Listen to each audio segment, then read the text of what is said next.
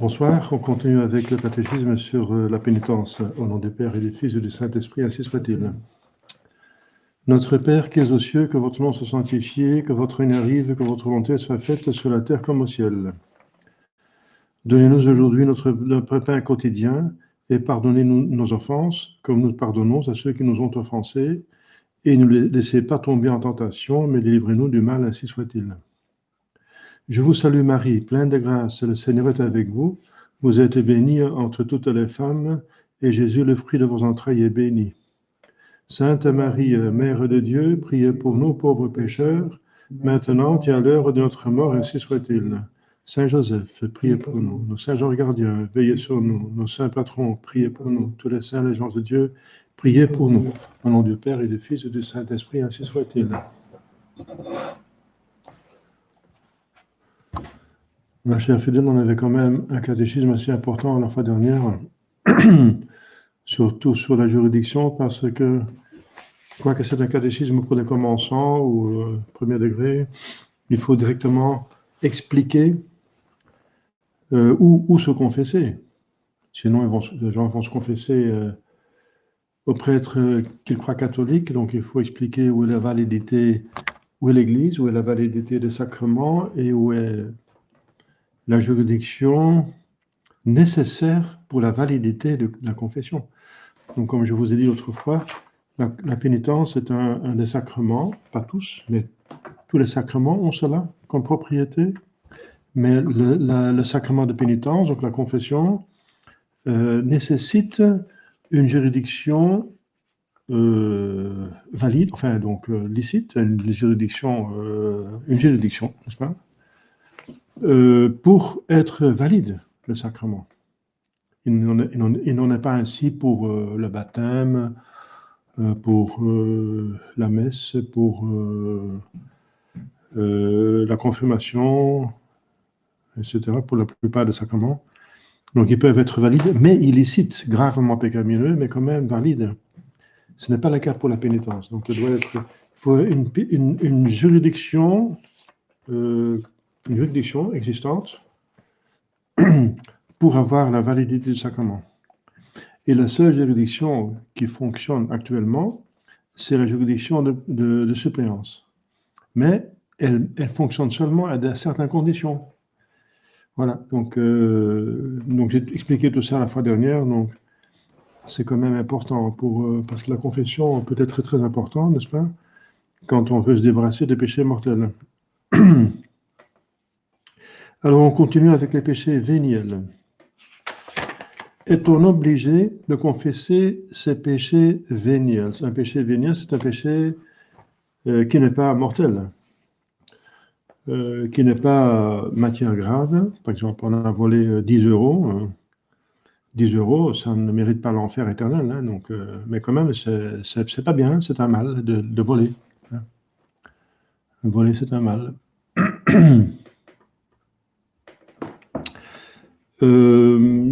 Si c'est la matière grave, comme par exemple la haine ou les péchés contre la chasteté, mais il n'y a pas pleine advertance et ou pas plein consentement, donc il n'y a pas péché mortel non plus.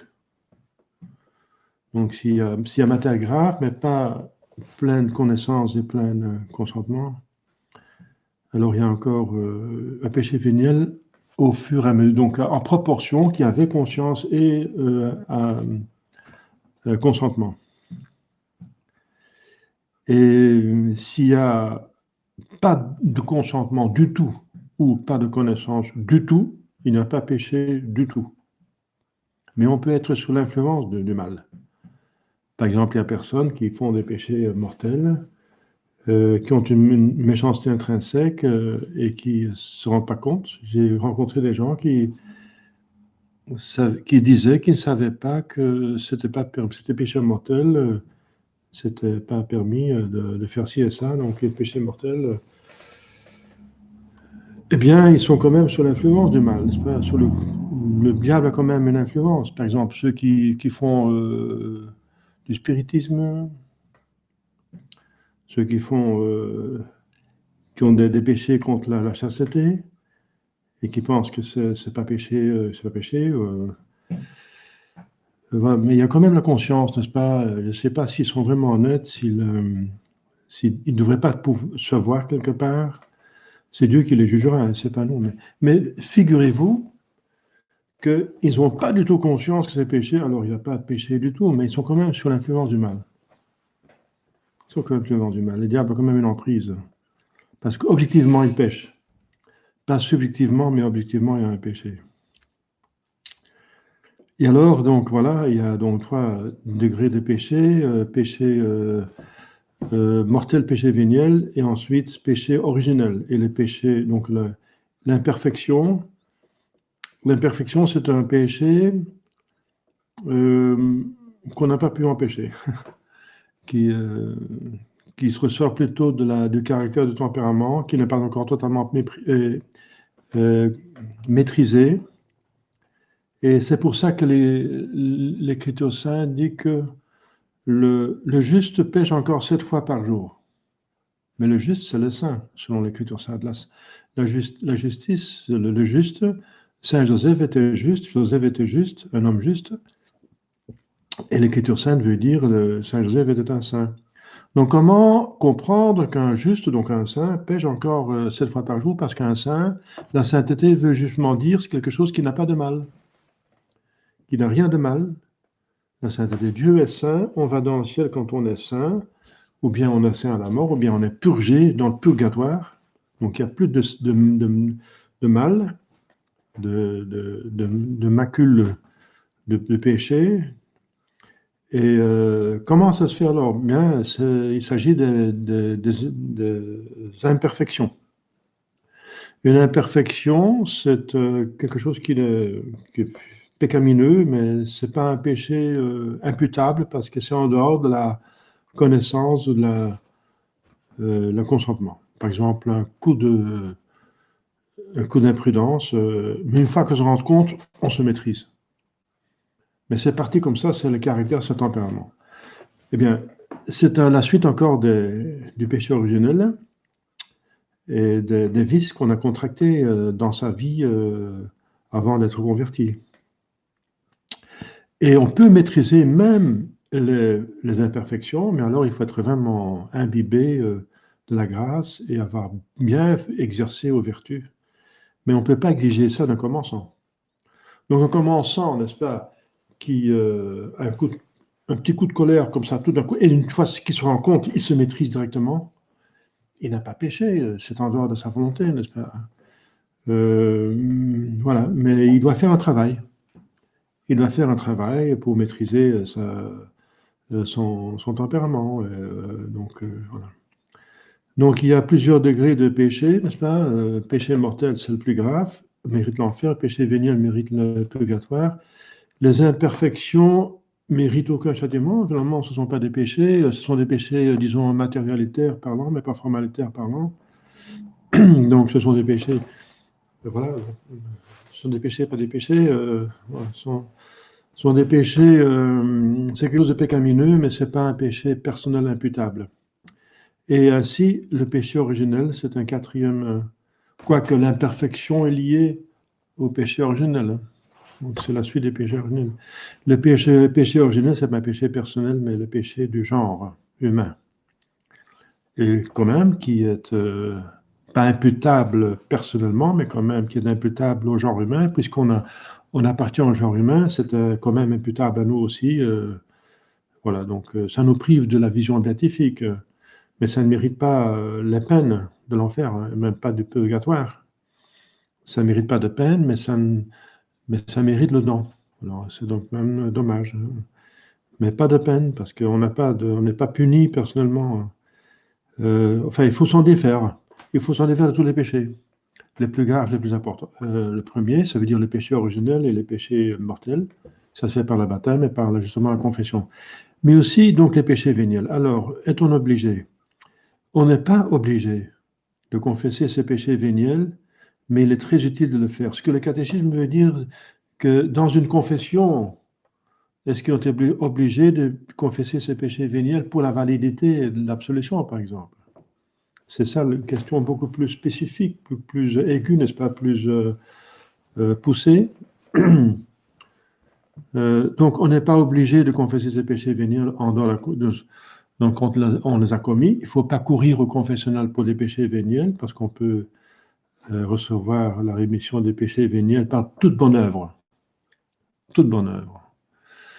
Bonne œuvre, il y a beaucoup de bonnes œuvres qu'on peut faire. Donc, avec chaque bonne œuvre qu'on a fait pour Jésus, pour Dieu, avec Jésus, en état de grâce, ça mérite la rémission des péchés véniels.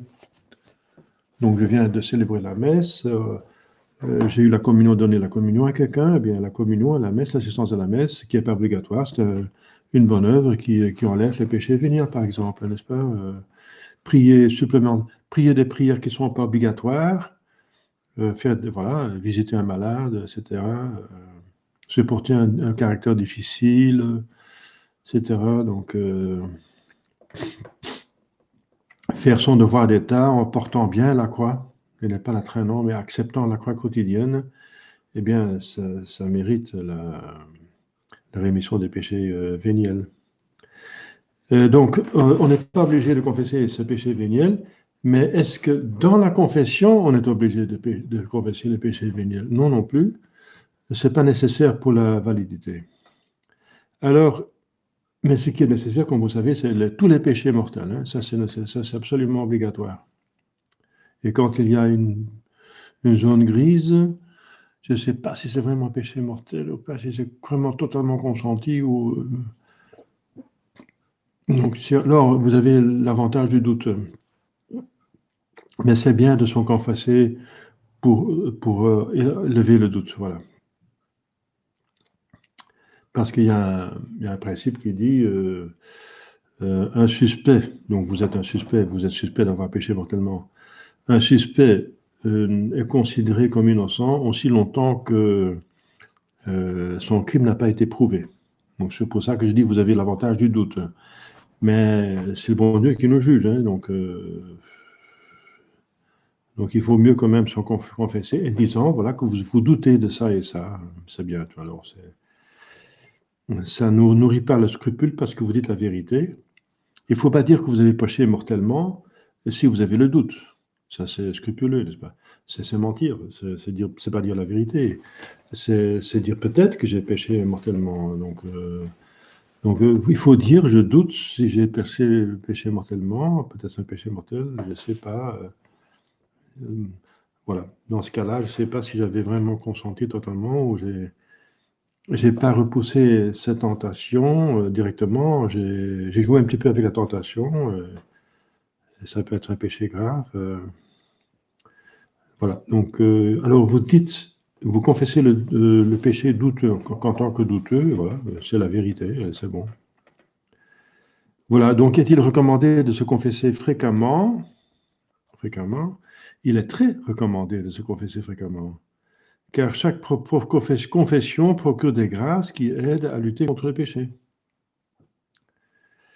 Et encore un autre avantage, donc c'est donc à part de cette grâce sacramentelle qui est la plus forte, les grâces qui viennent des sacrements, c'est les grâces les plus fortes. On a deux sacrements qu'on peut itérer facilement, c'est la confession et la communion. Enfin, facilement, ça veut dire si on a l'occasion d'avoir un prêtre dans l'emparage, bien sûr, hein, ou de se déplacer.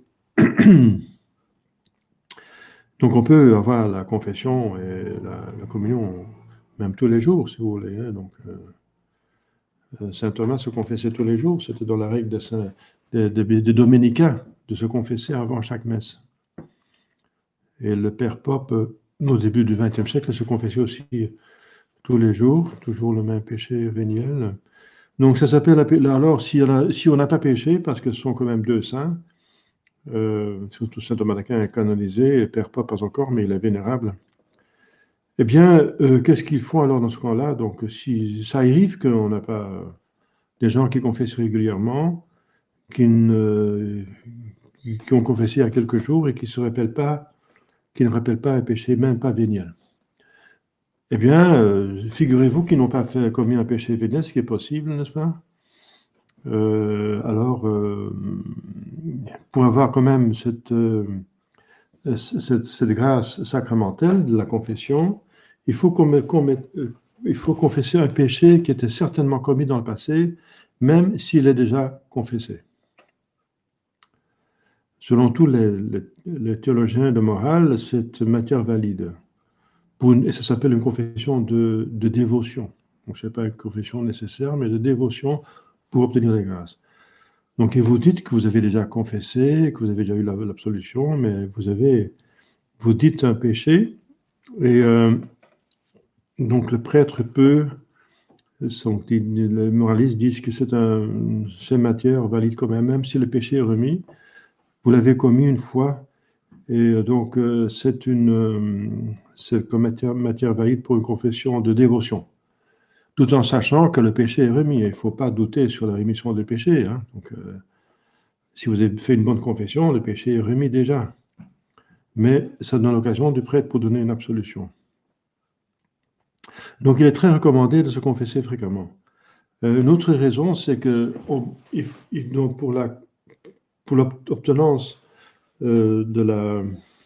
pour obtenir les indulgences, surtout plénières, il faut des conditions générales, et les conditions générales sont entre autres d'avoir confessé 8 jours avant ou après qu'on fait l'œuvre demandée par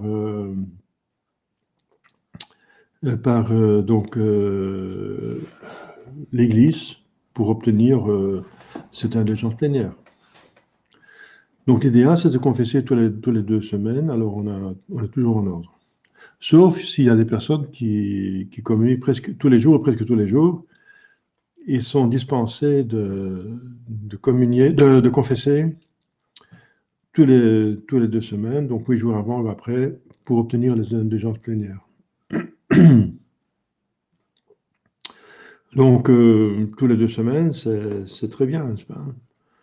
Aussi, tous les mois, c'est très bien. Je me rappelle que dans les pays latins, c'est une coutume que tout servant de messe, avant chaque messe qu'il va servir, il se confesse. Voilà.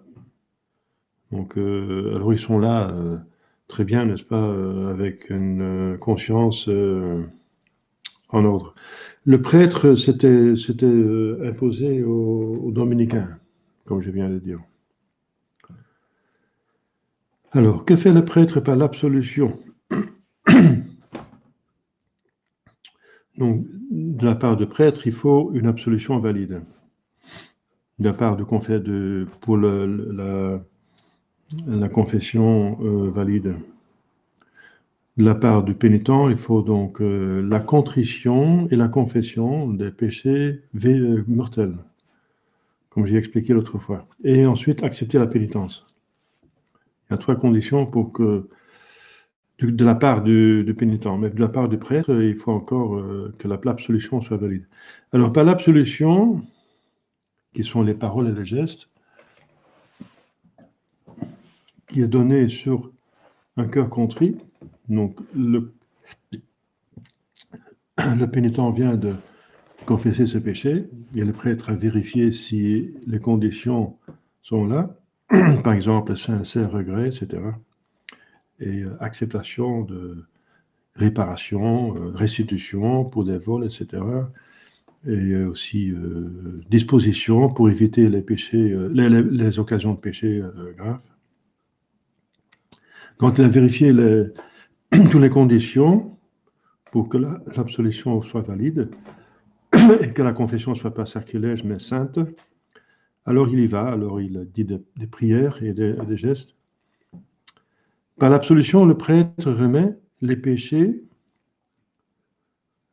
au pénitent bien disposé en prononçant au nom de Jésus-Christ les paroles sacramentelles. Donc il faut qu'il dise les paroles exigées par l'Église. Donc je t'absous de tes péchés. Donc, en latin normalement. Hein, donc nous sommes dans le rite latin.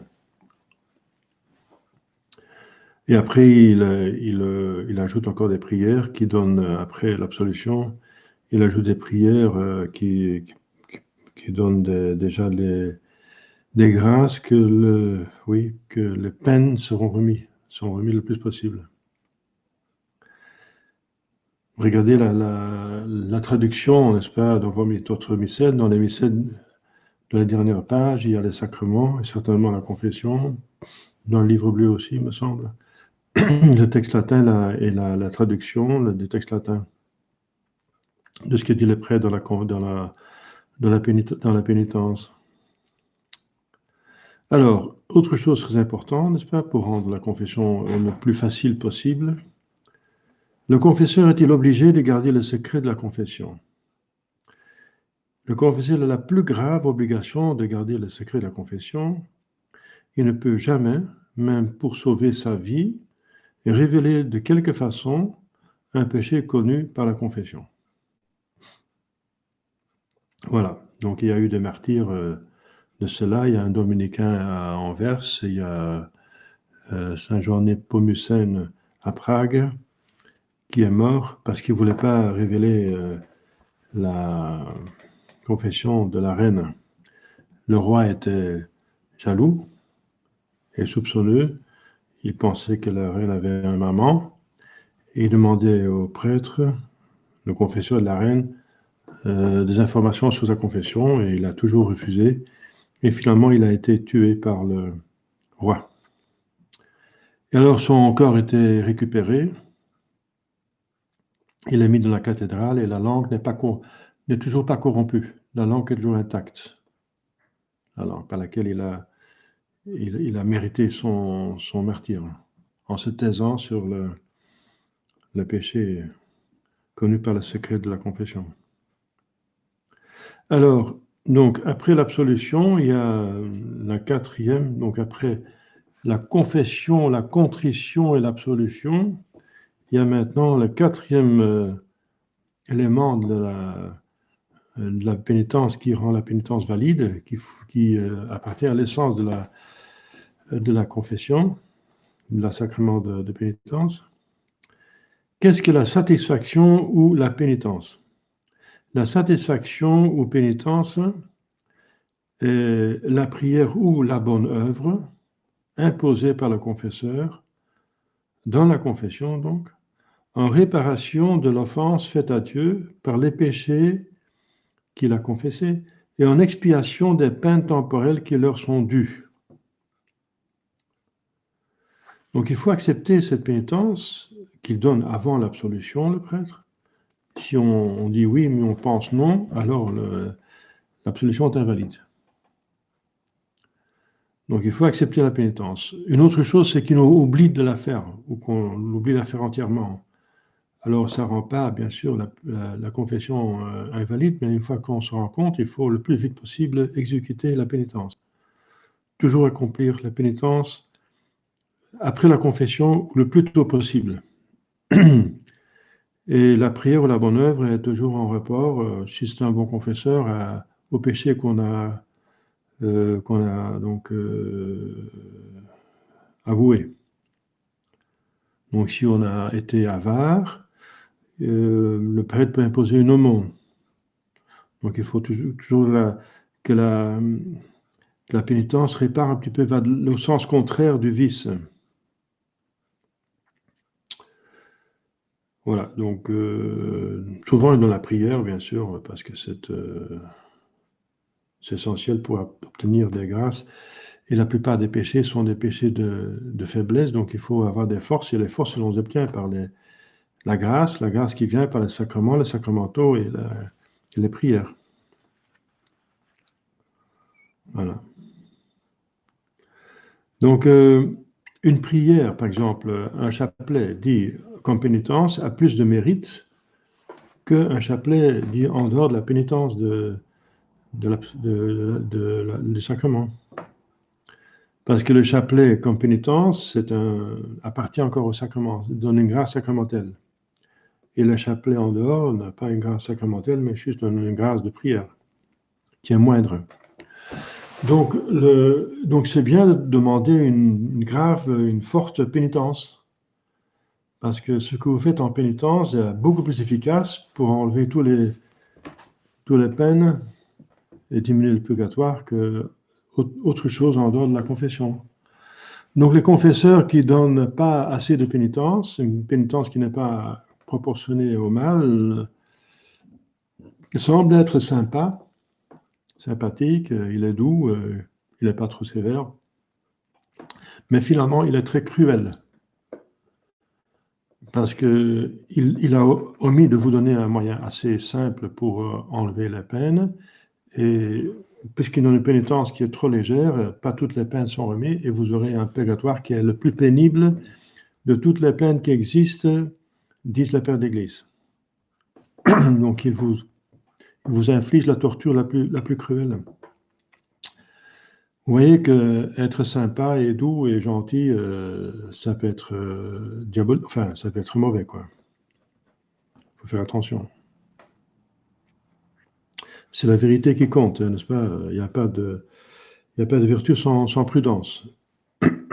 Ça fait penser à la gentillesse de Vatican II. Il faut être gentil avec tout le monde, même avec le bouddhiste qui veut vénérer Bouddha, eh bien, laissez-lui la place, donnez-lui l'occasion dans votre église de vénérer Bouddha. C'est très gentil. Mais vous comprenez que ça ne va pas. Hein. Donc la gentillesse, la douceur est très importante, mais elle a aussi son juste milieu. Et ça devient un vice si le juste milieu est dépassé. Voilà, donc soyez plutôt reconnaissant si un prêtre vous inflige une pénitence plutôt musclée, quoi, plutôt assez développée, hein, assez copieuse. Donc, vous pouvez aussi demander une forte pénitence, vous avez le droit. Parce que le prêtre, il doit un petit peu voir si le pénitent est capable de faire la pénitence. S'il prévoit qu'il ne va jamais faire la pénitence, il va le faire pécher. Donc, le prêtre est aussi limité par les possibilités du pénitent. Si c'est un homme faible dans la foi, un récidiviste, ça veut dire une personne qui retombe chaque fois dans le même péché, même mortel, et qui a du mal à faire ses devoirs d'État, etc., qui a du mal à éviter le péché mortel, encore infliger un chapelet ou un rosaire tous les jours, ou un chemin de croix tous les jours, et il va peut-être pas pouvoir, justement, pas avoir le courage de le faire. Et ça peut être dangereux, parce qu'alors il va encore pécher de plus, n'est-ce pas, en ne faisant pas la pénitence. Donc le prêtre doit aussi juger si demain, moi je demande souvent, est-ce que ça va? Ça va aller. Donc, ta précaution,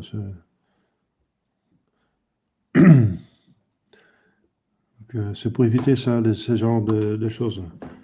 On est là pour aider les gens pour aller au ciel, pas pour augmenter leur péché et leur culpe. C'est pas bien, ça. C'est contre-productif, comme on dit. Et c'est grave parce qu'il s'agit d'âme. Donc, il faut être très, très prudent. Quand faut-il accomplir la pénitence? Eh bien, comme on vient de dire, le plus vite possible. La pénitence imposée par le confesseur suffit-elle toujours pour l'expiation complète de nos péchés? Voilà, donc la question est posée. Non.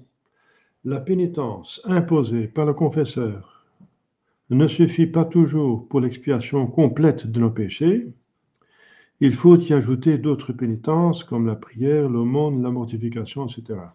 Toutes les bonnes œuvres. C'est pour ça que si vous avez aussi, vous avez du bon sens, hein, vous avez l'impression que la pénitence ne suffit pas pour expier tous les péchés, vous pouvez demander plus.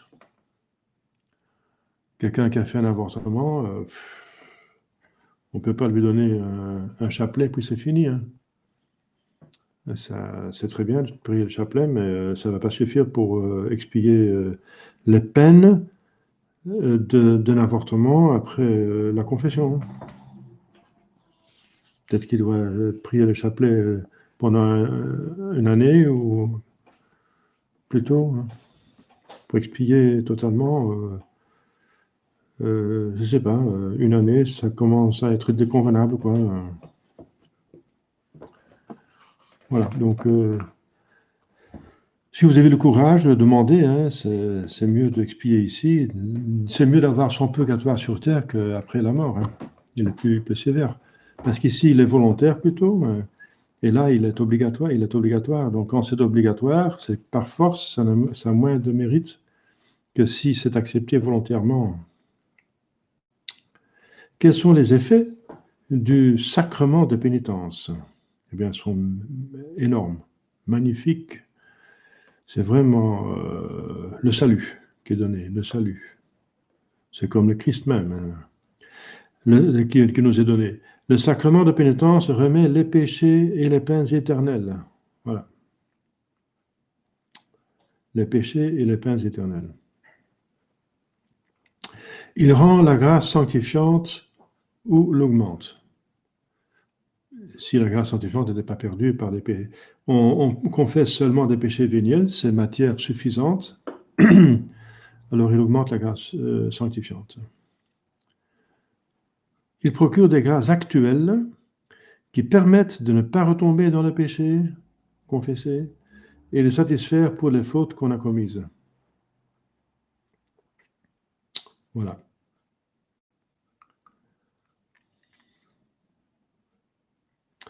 Voilà, on a vu un petit peu. Je vais voir s'il y a d'autres. Vous pouvez vous poser des questions. Sinon, je vais voir s'il n'y a pas d'autres éléments.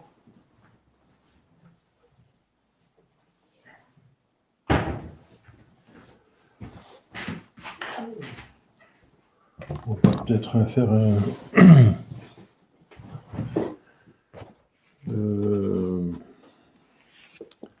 approfondir.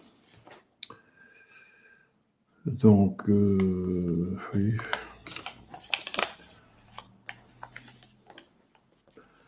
Donc, la juridiction normale, elle a plusieurs sortes de juridictions, mais on n'en parlera pas parce que ce n'est pas le cas. On a la juridiction extraordinaire. Il parle beaucoup de la juridiction, comment elle est donnée, pour quel territoire, combien longtemps ça dure. Mais s'il est de suppléance, elle vaut toujours, n'est-ce pas, à tout lieu et à toute personne.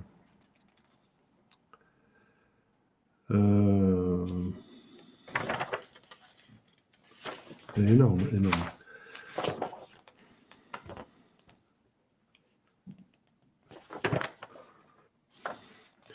Donc, bien sûr, ça c'est très pénible de le dire, mais ça peut arriver. Si un prêtre dépravé, n'est-ce pas, sollicite un pénitent, donc si la sollicitation consiste en ce que le prêtre, à l'occasion de la confession et en union avec elle, veut entraîner le pénitent à commettre un péché grave contre la pureté, ou bien a avec lui des entretiens illicites et impurs et prend des arrangements coupables.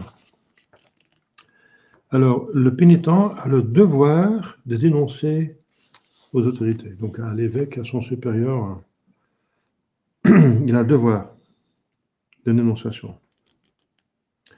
Mais il ne peut pas se tromper, hein, parce que sinon, le prêtre ne peut pas se défendre, parce qu'il a le secret de la confession, donc c'est horrible.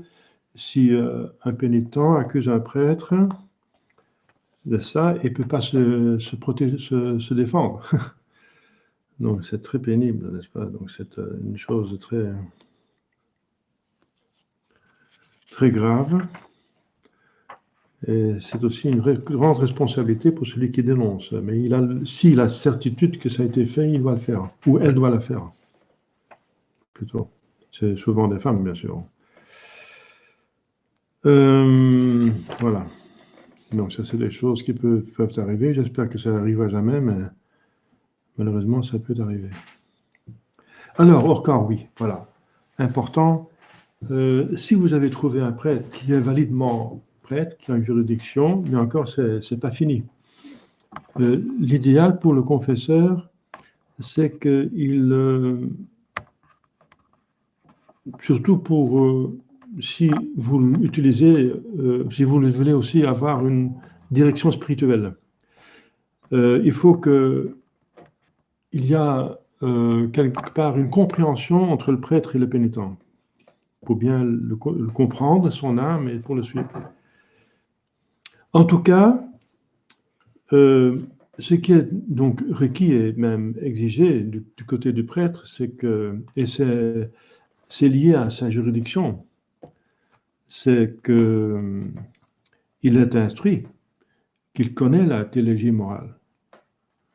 Donc il a la science suffisante.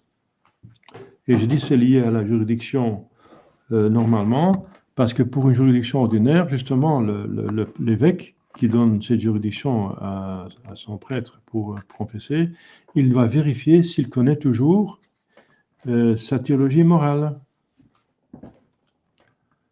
Donc il ne faut pas seulement chercher un prêtre qui est validement ordonné, qui a une juridiction maintenant de suppléance, qui ne fait pas appel par exemple à la juridiction de François, qui est nulle, mais aussi qu'il connaît sa théologie morale. C'est difficile pour le fidèle pour le savoir, mais normalement c'est un évêque qui doit le vérifier régulièrement, mais on peut quand même voir si le prêtre ne fait pas des choses bizarres par ailleurs. S'il commence à faire des fautes, vous voyez où est sa connaissance du bien et du mal, n'est-ce pas? Donc il faut se poser des questions, il faut aller à des prêtres avertis, n'est-ce pas? Des prêtres qui étudient. Le prêtre a une obligation grave d'étudier tous les jours, au moins que régulièrement. Voilà, donc ça c'est très important. Et donc, d'abord un prêtre valide, ensuite juridiction, ensuite instruit, ensuite quelqu'un qui me comprend bien, n'est-ce pas? Si c'est un caractère tout à fait opposé, eh bien, vous pouvez vous confesser, c'est une confession valide, mais pour la direction spirituelle, ça va être un petit peu difficile. Mais ça va aller quand même, mais c'est plus facile s'il y a une compréhension, n'est-ce pas, d'âme. Et ensuite, un saint. Si vous avez le choix de choisir un saint, choisissez un saint. Hein. Se confesser chez Padre Pio ou le curé d'Ars a des avantages. Voilà. Ça, c'est pour le choix du confesseur. Il n'y a malheureusement pas beaucoup de choix maintenant parce qu'il y a peu de prêtres, et surtout qui sont en ordre. Oui, il faut prier pour des bons prêtres et des saints prêtres. Alors le prêtre, il est juge. Hein. C'est pour ça qu'il est assis. Le pénitent est à genoux parce qu'il se trouve devant Dieu. Dans le sacrement, il y a Dieu, n'est-ce pas? Le prêtre est représentant de Dieu. Et le prêtre, quand il remet les péchés, c'est toujours au nom de Dieu, n'est-ce pas? Et Dieu est là parce que Dieu est partout et c'est tout. Donc, c'est Jésus-Christ qui va remettre les péchés. Donc, le confesseur est un représentant, mais il juge. Donc, il est assis comme un juge est assis. La position assise, c'est la position d'un juge.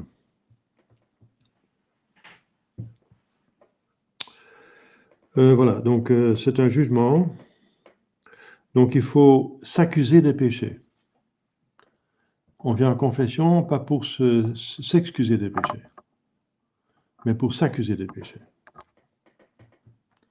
On peut dire les circonstances atténuantes, bien sûr, mais on est là pour s'accuser des péchés. Et c'est le prêtre qui va juger ça et ça, c'est pas vous. Vous n'êtes pas là pour vous juger vous-même, et avec l'accord du prêtre, c'est pas ça. Vous n'êtes pas le juge de vous-même, vous êtes l'accusé. Et vous faites que vous accuser. Voilà. Donc c'est encore un acte d'humilité, n'est-ce pas? Faut très bien savoir quels sont les rôles dans la confession.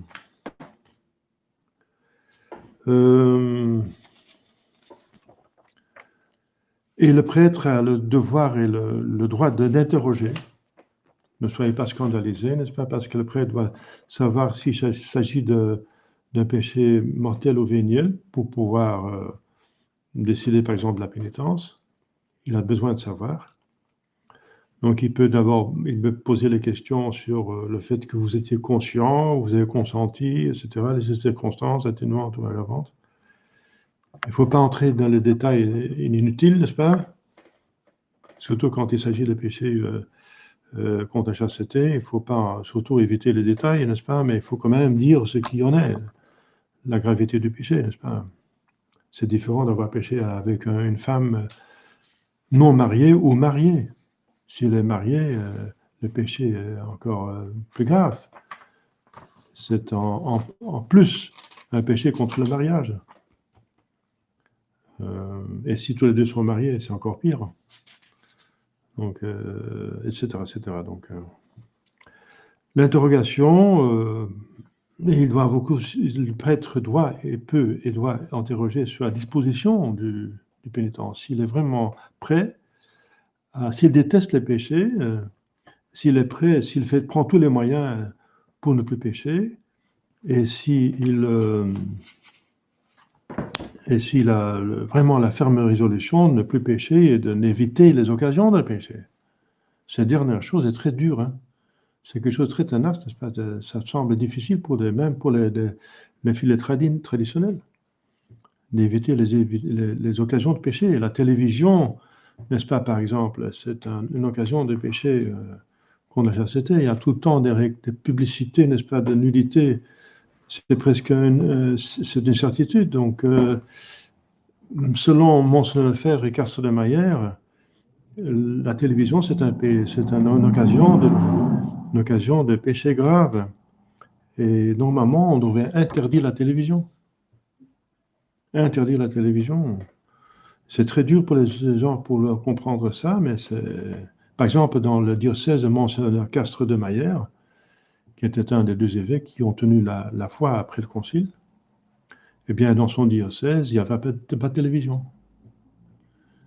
C'était considéré comme un péché mortel.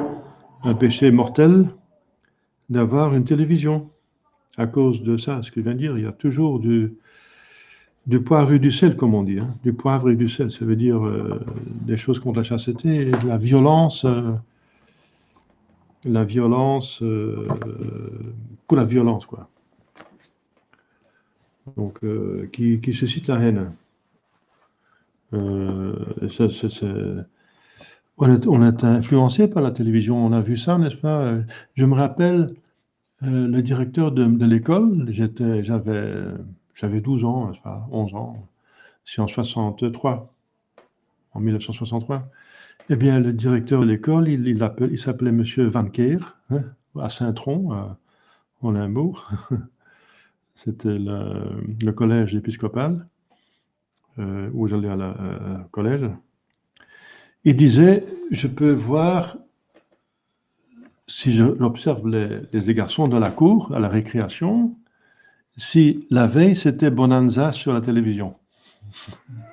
Et Bonanza, c'était pas encore c'était bien finalement. C'était les bons qui gagnaient, les mauvais qui étaient punis, qui perdaient. Donc c'était encore un film de cow-boy assez bien, quoi. Il n'y avait pas de perversité, je veux dire. Mais il y avait quand même la violence. Il y avait la violence, il y avait des combats, etc. Et il pouvait voir il voyait déjà dans le comportement des garçons, il disait hier c'était Bonanza, parce qu'ils sont beaucoup plus agressifs, ils se tapent plus les uns sur les autres.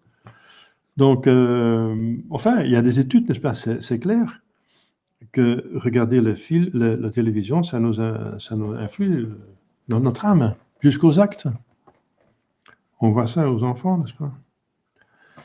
Donc, éviter les occasions de péché, n'est-ce pas?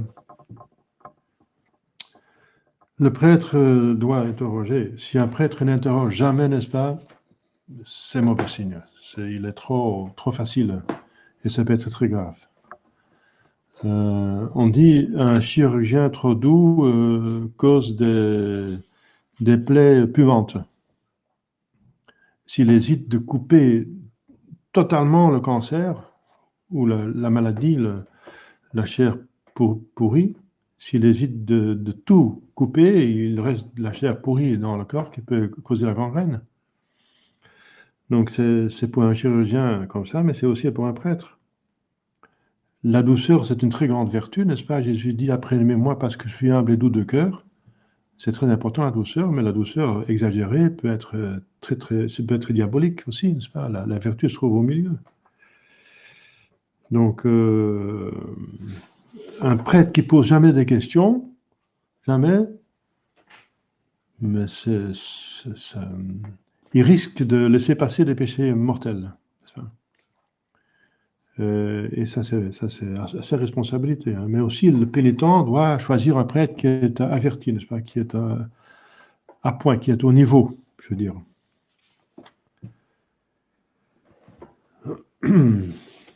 Alors, les occasionnaires, oui. Les récidivistes, les habitudinaires. Les occasionnaires sont sous le nom d'occasion, on entend une circonstance extérieure qui entraîne quelqu'un au péché et le lui facilite. Donc, ça sont des péchés par faiblesse. Les habitudinaires sont ceux qui, pendant un long espace de temps, tombent fréquemment dans le même péché sans qu'il y ait entre les péchés particuliers un long intervalle. Et les récidivistes sont ceux qui, malgré les confessions répétées, retombent continuellement dans le même péché sans faire de sérieux efforts pour se corriger. Donc ça, c'est pas bien. Ça, c'est très embêtant aussi pour le confesseur, n'est-ce pas? Si on fait à chaque fois des efforts sérieux pour se corriger, il n'y a pas de problème. Et un jour, il y aura la victoire parce que Dieu est plus fort que le mal. Mais Dieu nous... Pourquoi on n'arrive pas directement à corriger un vice, même mortel? Par exemple, le vice de la chasteté, le vice de la péché de contre la chasteté. Là. Eh bien, parce que Dieu, il y a plusieurs raisons, n'est-ce pas? C'est que les péchés sont connexes, les vices sont connexes. Les pères le désert disent qu'on ne peut pas avoir la chasteté si on ne fait pas un effort sur l'humilité et la tempérance dans les repas et dans le sommeil, parce qu'ils sont connexes. Donc si quelqu'un est orgueilleux, il ne sera jamais chaste. Le bon Dieu il laisse tomber, il refuse les grâces, même nécessaires, laisse tomber dans des péchés contre la chasteté pour l'humilier, parce que ce sont les péchés les plus humiliants, n'est-ce pas? Donc, il faut faire en même temps un effort si on veut être chaste, il faut s'appliquer à l'humilité. Et aussi, ne pas juger les autres, parce que c'est une forme d'orgueil encore. Et n'être tempérant dans les repas et dans le sommeil. Sinon, vous n'aurez jamais la chasteté, dire les pères du désert. Donc, ça peut être une cause de tomber toujours dans le même péché. Mais si on a fait un effort, n'est-ce pas? Et on tombe encore, mais au début c'est possible, et encore, mais si on est vraiment généreux, le bon Dieu va donner. Mais pourquoi le bon Dieu ne donne pas directement cette grâce, n'est-ce pas, de ne plus pécher? Eh bien, parce que le bon Dieu, il voit qu'on a d'autres péchés, d'autres vices, et il a la tactique, n'est-ce pas, d'enlever l'un après l'autre, concernant les vices. Eh bien, le bon Dieu estime plus l'humilité et la patience que la chasteté. Parce que l'humilité, c'est dans l'âme et la chasteté dans le corps. Quoique c'est aussi dans l'âme, parce que l'âme anime le corps, mais quand même, c'est moins directement dans l'âme.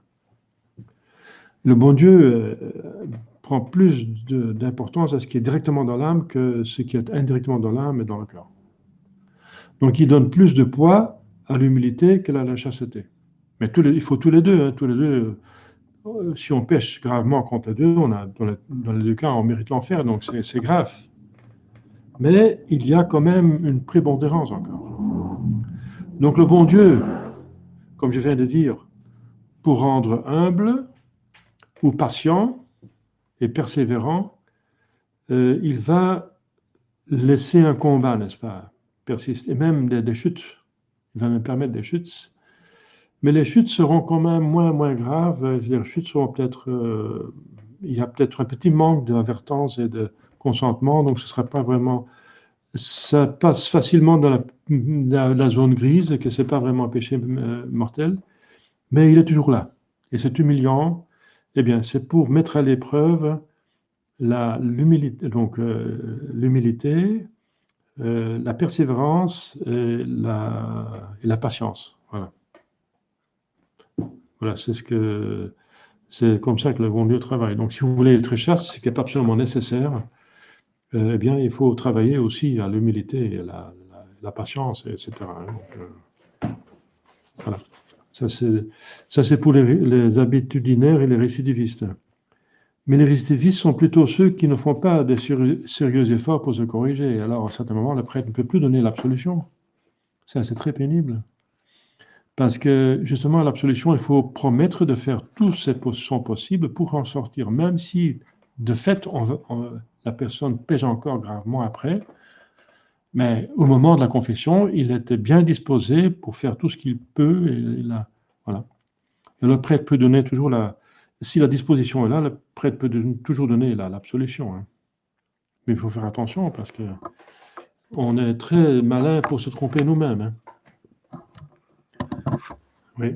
Donc, par exemple, il y a une personne, il y a une personne qui me disait, donc, il y a des personnes, n'est-ce pas, qui pêchent plus facilement, n'est-ce pas, le samedi, parce qu'ils savent que le dimanche, ils vont pouvoir se confesser. Je leur dis, enfin, ça ne vaut pas, moi-même, maintenant je vais pêcher, voilà, demain je vais m'en débarrasser. Ça ne marche pas. Pourquoi pas? Parce que comment est-ce qu'il peut avoir la disposition convenable pour recevoir l'absolution?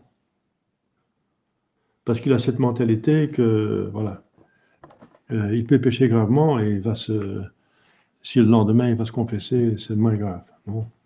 C'est un péché mortel et s'il meurt pendant la nuit, il va en enfer. Et il faut la disposition de la confession pour l'absolution, c'est d'avoir la disposition de tout faire, T-O-U-T, pas plus, mais quand même tout ce qu'on peut, convenablement, pour éviter le péché. Voilà. Et celui-là n'a pas ces dispositions, parce qu'il va peut-être penser à l'arrière dans sa pensée quelque part. Mais le samedi prochain, je vais encore pécher parce qu'il peut me confesser le lendemain.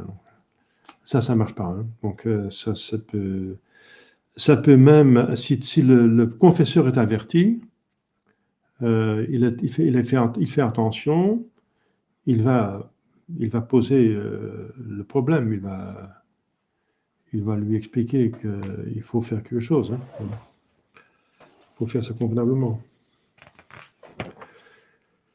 Voilà, alors...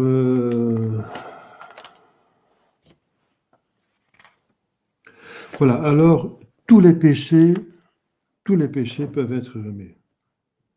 Si nombreux qu'ils soient, si graves qu'ils soient. Tous les péchés. À condition qu'il y a la confession et qu'on confesse qu'on a le regret. Tous les péchés peuvent être remis. C'est ça le problème avec cette apparition de sœur Faustine, n'est-ce pas? Elle n'a pas volé son nom parce que vous connaissez l'histoire de Faust. Faustina, qui est une sainte post-conciliaire, sainte, eh bien, elle préconise un Christ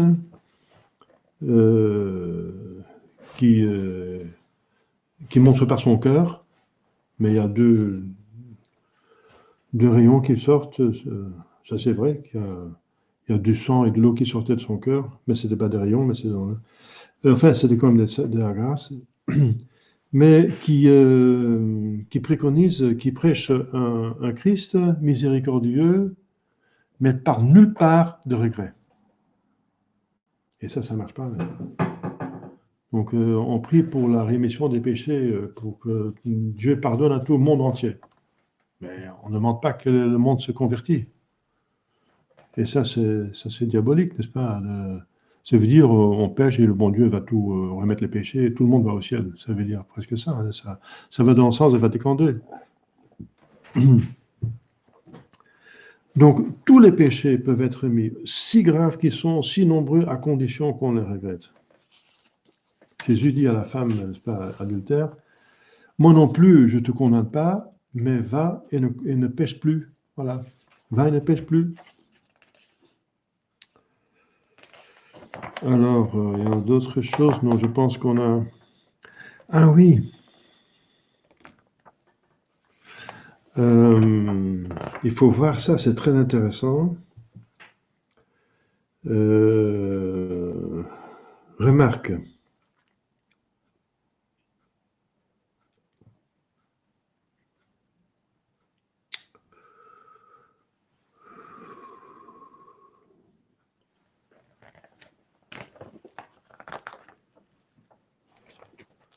Ah, il y a encore des pages que j'ai sautées là.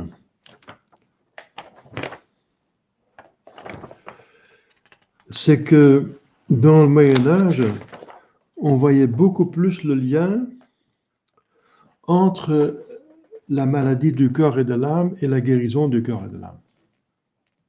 Par exemple, dans l'hôpital de la Rose, c'est un hôpital donc, qui est un des grands hôpitaux, comme celui de Beaune en France. Il est même un peu plus grand, mais c'est le même principe, n'est-ce pas? C'est magnifique, n'est-ce pas, ce qu'ils ont fait là. Eh bien, une des premières choses qui est demandée aux malades, c'est de se confesser. Parce qu'il disait, comment est-ce qu'on peut obtenir de Dieu la guérison de votre corps si vous ne l'aimez pas, si vous méritez toutes les peines par les péchés que vous avez faits? Vous méritez les peines, vous méritez d'être malade. Peut-être la maladie peut être un moyen pour vous sauver, pour vous rendre voir la vanité du monde. Comment est-ce que moi, comme médecin ou infirmière catholique, peut travailler à la guérison de votre corps si vous méritez, si la maladie c'est peut-être un bien pour vous, qui tend à vous convertir.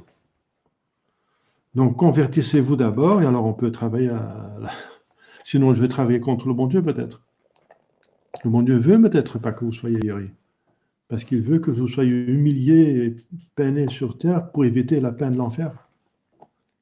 Comme Saint Ignace qui s'est converti après un accident, n'est-ce pas, dans la guerre. Il a dû avoir un accident, être dans l'hôpital pour se convertir, il est devenu un saint. Ça, on oublie trop tout maintenant, n'est-ce pas? Saint Hildegarde va plus loin et dit que tous les maux du corps expriment les maux de l'âme. Et ses œuvres sont dans la patrologie latine, sont acceptées par l'Église, hein, approuvées par l'Église.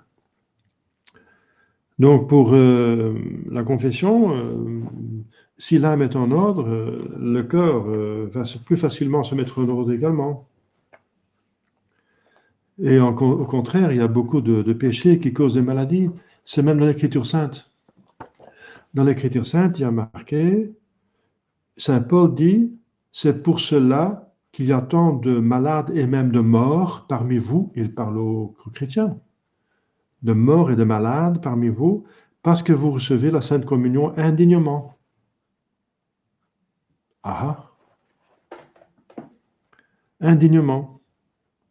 Donc, on n'est pas péché mortel ou autre chose, ou sans le jeûne convenable. Voilà. Donc, ça veut dire que l'importance de la confession. Voilà, est-ce qu'il y a des questions? Tout est clair? Oui. Est-ce qu'on peut parler concernant les péchés dans la confession, après la confession, avec le confesseur, quand vous faites la permission à la confesseur? Oui, donc le secret de la confession n'est que pour le prêtre, pas pour les pénitents. Donc le prêtre ne peut pas parler du péché. Il peut parler en bien de pénitent, mais pas en mal. Mais il doit faire attention. Hein. Il ne peut pas donner aussi l'impression de ceci ou cela. Donc, il ne peut pas parler. Donc, il ne peut même pas se défendre. Moi, j'ai eu le cas. Il y a une personne une fidèle qui avait dit, qui a ridiculisé une confession qu'elle a fait avec moi, et moi, je ne pouvais pas me défendre. Parce que moi, je ne peux pas parler de la confession. Mais les fidèles peuvent parler de leur confession. Ils peuvent parler des péchés qu'ils ont faits. Ils ont le droit. Les fidèles peuvent dire les péchés qu'ils ont commis, et même confesser. Mais ce qui n'est pas permis, c'est que les fidèles parlent de ce que le prêtre a dit en confession, parce qu'il ne peut pas se défendre. Sauf si c'est, voilà, le cas que je vous ai donné, là. Mais alors, ça doit être sûr, parce que si le fidèle ment, alors il peut détruire un sacerdoce. Hein. C'est horrible. Donc, c'est délicat, n'est-ce pas? Le prêtre ne peut pas se défendre parce qu'il ne veut pas parler de ce secret. Mais le fidèle, il peut dire qu'il a commis ce péché, qu'il a déjà confessé, etc. Et là, il peut le dire. Ouais. Donc, le secret du confessionnal retombe seulement sur le prêtre et sur le fidèle de ne pas accuser ou parler de ce qu'a fait le prêtre parce qu'il ne peut pas se défendre. Donc, c'est pas convenable d'en parler. Pas convenable d'en parler ce que le prêtre a dit dans la confession. Et le prêtre peut... Bien, il y a un exemple de la gravité du secret. Si un pénitent, c'est un cas d'école, on apprend ça au séminaire, si un prêtre, un pénitent, n'est-ce pas, qui lui dit qu'il a mis du poison dans les burettes de la messe qui va avoir lieu une demi-heure plus tard, peut-être par exemple un servant de messe. Un servant de messe qui a préparé la messe avec le prêtre, il a préparé les burettes, il a mis du vin et de l'eau, il a dit qu'il a mis du poison dans la burette de vin. Eh bien, le prêtre ne peut pas user de cette connaissance. S'il oublie de lui dire, tu dois restituer directement vider la burette, sinon je ne donne pas l'absolution, on va d'abord vider la burette, amenez-moi là, qu'elle soit vite, et puis je donne l'absolution. C'est le moyen le plus sûr. Mais s'il oublie de faire ça, s'il dit oui, je t'absous, etc., et que le pénitent, après, il devient méchant, n'est-ce pas? Et il change d'avis encore, il n'enlève pas, il ne change pas les burettes, ou il oublie de les changer. Le prêtre, sachant qu'il y a du poison de la burette, doit la prendre. Il ne peut pas user de la chance qu'il a reçue dans le confessionnal. Donc ça, c'est un cas limite, n'est-ce pas? Et c'est pour montrer la gravité du secret que le prêtre doit avoir sur le confessionnal. Il ne peut pas user de la chance qu'il a. C'est une chance qui appartient à Dieu, et lui, il est seulement ministre, donc il ne peut pas user de cette chance. C'est une chance divine. Il ne peut pas user de cette chance. Voilà. Donc moi, je prendrais mes précautions. Hein. Je dirais, tu vas d'abord vider la brette et tu reviens après. Sinon, tu ne reçois pas l'absolution. Ou donnez-moi la permission de moi-même de changer la burette. Donnez-moi la permission. Le prêtre peut demander la permission de parler de quelque chose qui a été dit dans le confessionnal et en dehors du confessionnal. Si le pénitent donne la permission, alors c'est bien. Par exemple, si le prêtre dit, vous voyez, lisez dans ce livre-là un passage qui peut servir pour bien vous débarrasser de ce vice.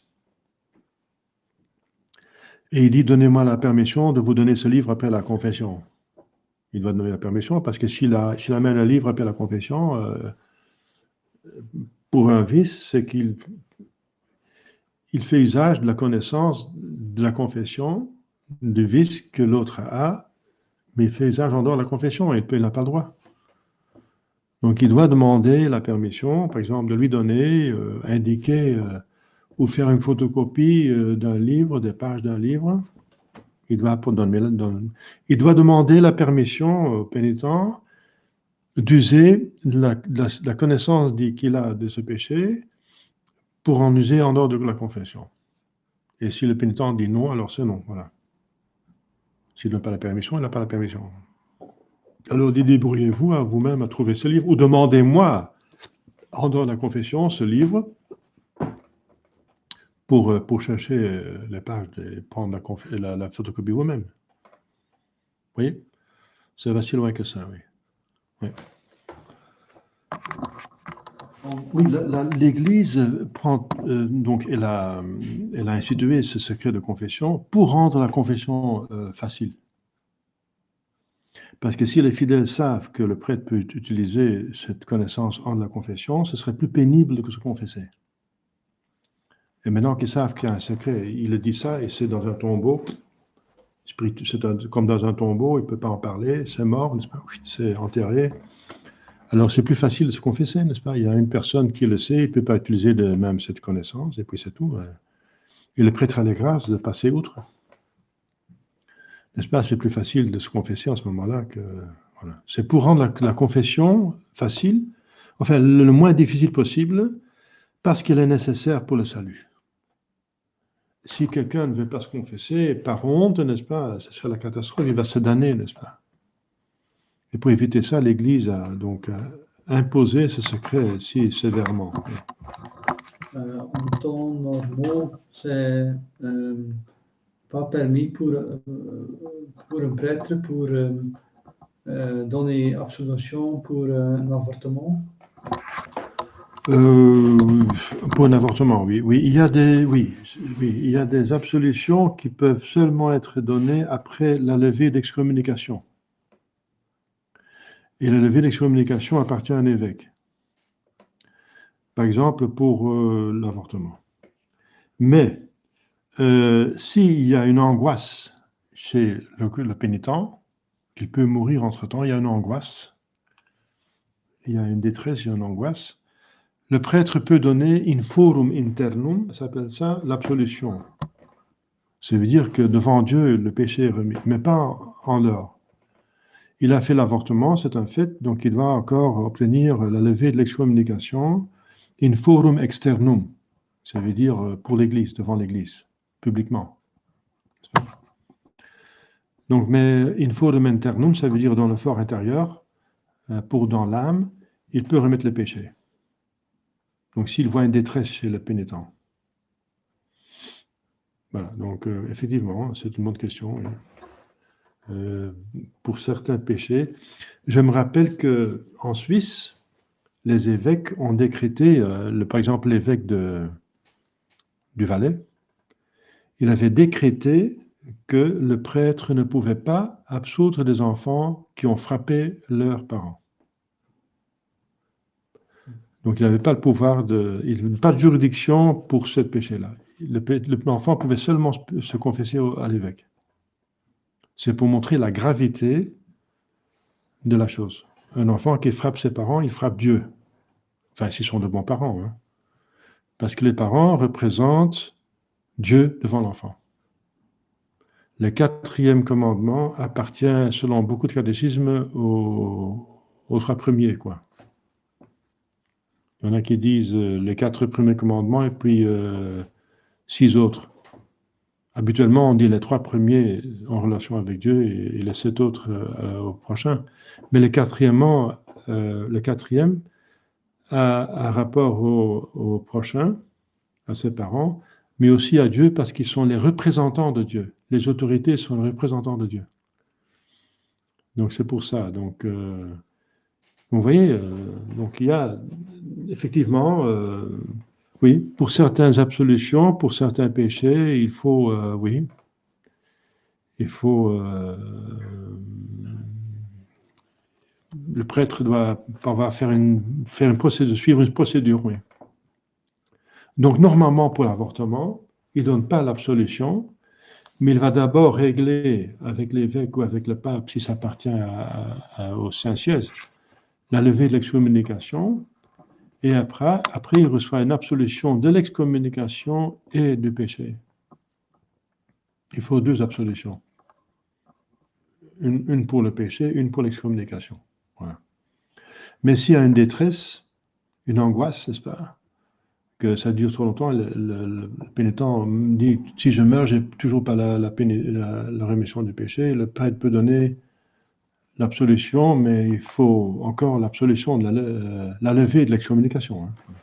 Entre-temps, on voit qu'il y a ici une question. Est-ce que l'absolution dans le seul forum internum permet aux pénitents de communier régulièrement?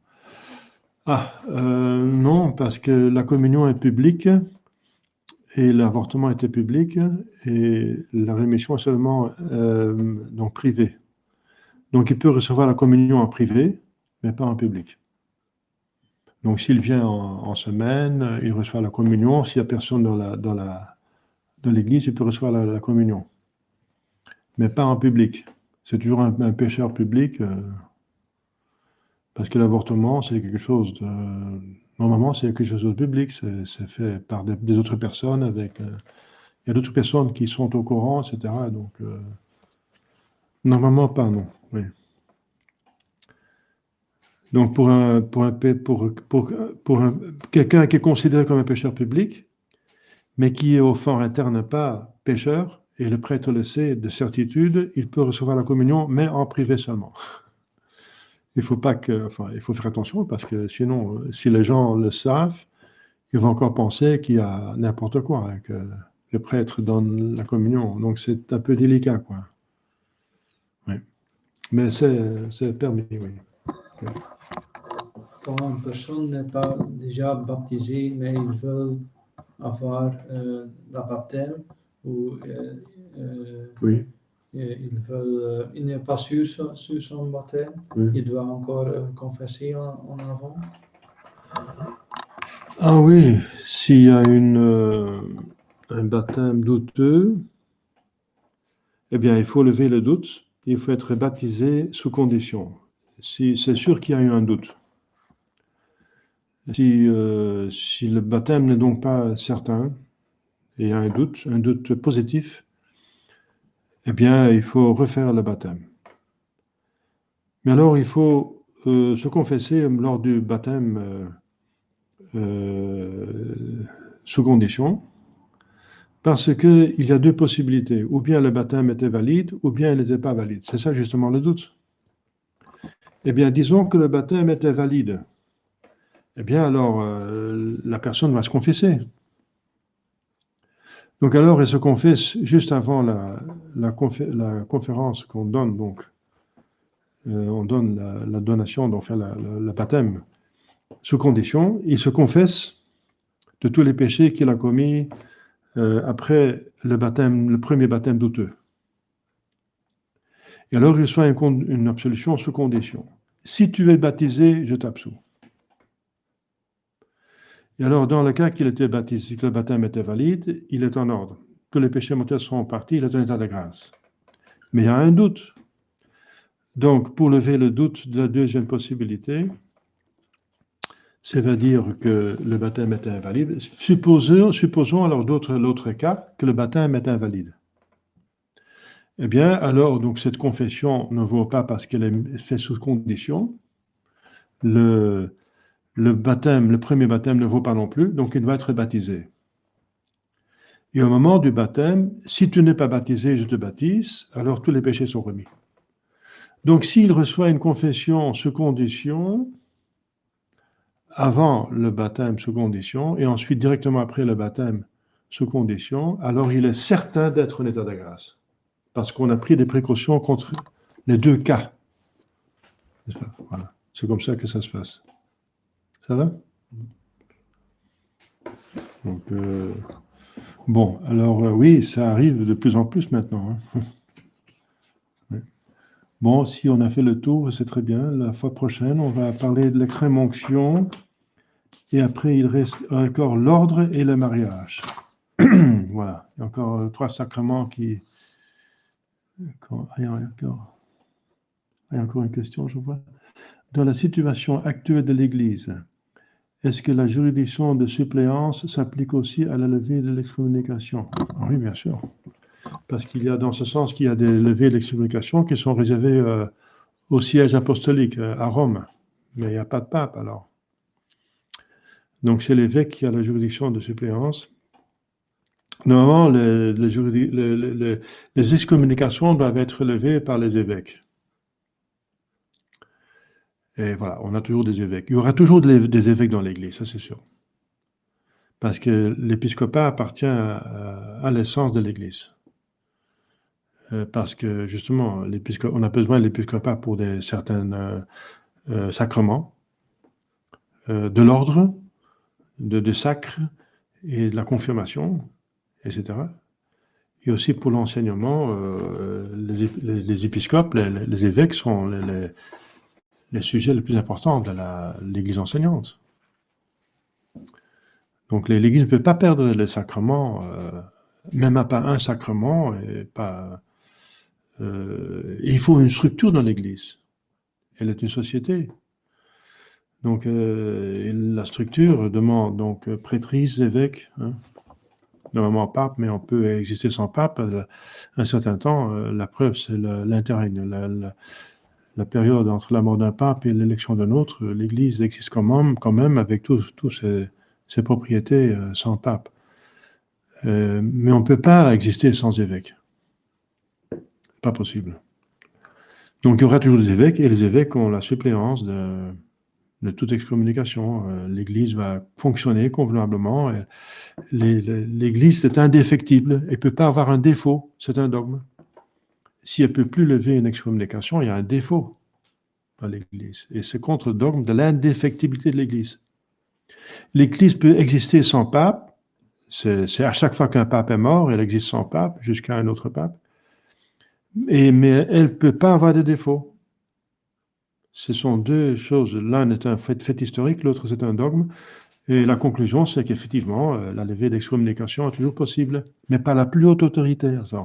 Sauf s'il y a une excommunication qui, selon le droit canon, est donnée au curé. Ça peut aussi arriver. Ou même au confesseur. Donc, ça peut arriver. Mais ce qui diminue les cas, parce qu'il y a pas mal de cas, en Europe de l'Est, il y avait beaucoup d'avortements, hein, même ici. Même là, c'était vraiment une épidémie, n'est-ce pas? C'était grave. Alors, eh bien, pour l'existence vraiment d'une excommunication, il y a plusieurs conditions. Et une des conditions, c'est que le sujet se rend compte qu'il y a une excommunication au moment qu'il a commis le crime. Et dans la plupart des cas, les gens ne se rendaient pas compte. Donc, dans le cas, j'ai eu pas mal de cas de personnes qui ont commis un avortement, mais ne se rendaient pas compte qu'il y avait donc une excommunication. Donc, j'ai pu donner l'absolution sans lever d'excommunication qui n'était pas là, parce que l'excommunication est seulement là si, voilà, on connaît l'excommunication, et deuxièmement, qu'il y a un péché mortel. Mais il y a un péché mortel dans ce cas-là, bien sûr. Donc, voilà. C'est une bonne question, oui, effectivement. Donc, il ne faut jamais oublier, si petit que nous soyons, de si petit que soit la quantité de l'Église, Jésus n'a pas fait des promesses sur la quantité. Au contraire, il a dit, est-ce que je trouverai encore la foi quand je reviens? Donc, très petit, très peu. Tout le monde est appelé, tout le monde a la grâce pour aller au ciel, mais en pratique, c'est possible que très peu soient vraiment membres de l'Église convenable, que l'Église soit très petite, mais quand même reste la promesse de notre Jésus-Christ, n'est-ce pas, que les portes de l'enfer ne prévaudront pas, donc que l'Église existe, si petite qu'elle soit, jusqu'à la fin des temps, et avec toutes ses propriétés, infaillibilité, indéfectibilité, etc. Elle ne peut rien perdre. Elle ne peut pas avoir un défaut essentiel. Pas possible. C'est la promesse de Jésus-Christ. Les portes de l'enfer ne prévaudront pas. Mais ça peut être très très fragile, comme maintenant, toute juridiction est de suppléance. Mais elle est là. Elle est là, la juridiction. Mais de suppléance, mais elle est là. C'est un dogme. Il faut croire dans l'Église. Credo in ecclesiam, unam sanctam apostolicam. Je crois dans l'Église. C'est une promesse, c'est une institution divine. Elle est toujours sainte, elle a toutes ses propriétés. Elle ne peut pas perdre des propriétés. Mais elle peut devenir très petite, et comme occultée, comme éclipsée.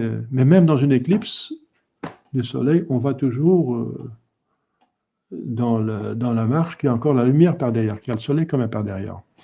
L'Église ne peut pas être invisible non plus, parce qu'il appartient à son essence qu'elle est visible. Moi, je suis visible, vous êtes visible, les évêques sont visibles. Hein, je ne suis pas un pur esprit, n'est-ce pas? Donc, nous sommes très petits, mais l'Église a toutes ses propriétés, toutes, c'est un dogme, n'est-ce pas? Ceux qui nient ça sont des hérétiques, excusez-moi. Ils sont des hérétiques, ceux qui disent que l'Église a perdu quelque chose. S'il y en a qui disent qu'il n'y a plus d'évêques dans l'Église, ce sont des hérétiques. Ils pêchent contre la promesse de Seigneur Jésus-Christ. Ils mettent en doute. C'est pas permis. Bien sûr, on peut comprendre qu'ils pensent comme ça, mais c'est pas bien, parce que ça met une triste mentalité, ça fait perdre le courage, ça risque de perdre la foi. On risque de perdre la foi.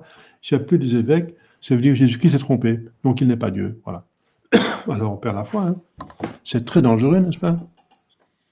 C'est très dangereux. Non, il ne faut pas perdre de courage. Et de plus que l'Église est enfoncée, de plus qu'elle va ressauter plus haut, c'est les pères de l'Église qui le disent, parce que son âme, c'est l'Esprit Saint. C'est pour ça que toutes les prophéties parlent de la plus grande chrétienté qui jamais existé, n'est-ce pas, qui viendrait après cette crise, ce temps d'apostasie. C'est théologiquement certain. Sûr. Voilà. D'autres questions? Très bien, voilà. Alors on remercie le bon Dieu. Au nom du Père et du Fils et du Saint-Esprit, ainsi soit-il. Notre Père qui es aux cieux, que votre nom soit sanctifié, que votre règne arrive, que votre volonté soit faite sur la terre comme au ciel. Donnez-nous aujourd'hui notre pain quotidien et pardonnez-nous nos offenses comme nous pardonnons à ceux qui nous ont offensés. Et ne nous laissez pas tomber en tentation, mais délivrez-nous du mal, ainsi soit-il. Je vous salue Marie, pleine de grâce, le Seigneur est avec vous. Vous êtes bénie entre toutes les femmes, et Jésus, le fruit de vos entrailles, est béni. Sainte Marie, Mère de Dieu, priez pour nous pauvres pécheurs, maintenant et à l'heure de notre mort, ainsi soit-il. Saint Joseph, priez pour nous. Saint Jean Gardien, priez pour nous. Nos saints patrons, priez pour nous. Tous les saints, les gens de Dieu, priez pour nous. Au nom du Père et du Fils et du Saint-Esprit. Voilà. Donc, sanctifiez-vous bien pour la fête de Noël qui approche. C'est une bonne apostolat de envoyer des liens à d'autres personnes. Cette leçon sera mise sur Internet, sur YouTube. Donc, aussi longtemps qu'on peut utiliser YouTube, parce qu'il y a déjà beaucoup de comptes qui ont été fermés. Hein. C'est toujours comme ça, n'est-ce pas? C'est toujours dangereux, n'est-ce pas? Mais enfin, aussi longtemps que YouTube existe, moi, je continue à mettre dessus. Donc, c'est un apostolat pour m'envoyer des personnes qui pourraient être intéressées. Voilà. Je vous souhaite une bonne soirée et je vous mets en contact avec le sanctuaire pour ceux qui veulent continuer à se mettre en esprit, en union avec l'hostie qui est ici présente.